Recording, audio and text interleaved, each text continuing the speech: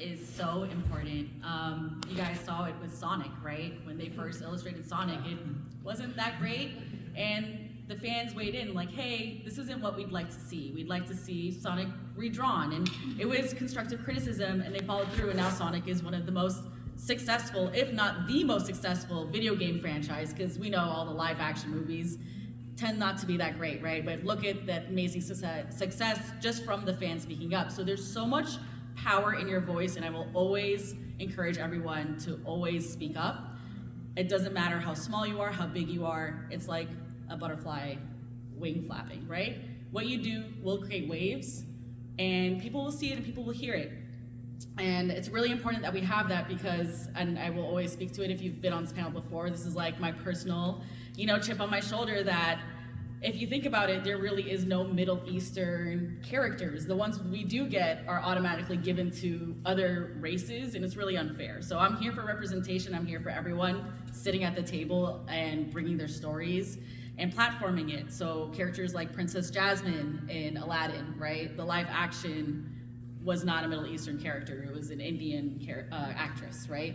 And the upcoming One Piece live action has a character named Princess Vivi, and that is also supposed to be very influenced by the Arabian Peninsula, and again, it's an Indian actress. So it's time and time again where we have such very few roles that are getting lost, and then to bring it to present day, fandom is incredibly important in terms of representation.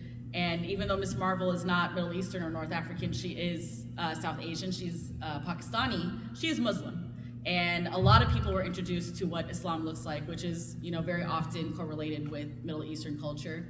And you got to see people learning about Ms. Marvel, loving her for who she is. It wasn't always just her religion, it was also who she was, who her culture was. In the show, you got to see Eid, which tonight is the first night of Eid. And I think that's really important because a lot of people were like, oh, I didn't know that, or she's a fangirl, and that's something that Sarah was saying, and so was Kaveh. We're not a monolith, right? We're all very different people. It's not a checklist. She doesn't have a hijab on, which is like a very visible, sign that someone's Muslim. But you got to see that in her culture. You got to see it in her living room where she had Quran verses in the background. It's very much what a Muslim house looks like. It's very much what a Middle Eastern house looks like as well. And I think representation is so important because it shows people that we are more than what you see on what the media decides to show you, right? You get to see who we are, that we are fans, that we are characters of all sorts of different types, princesses and heroes and more.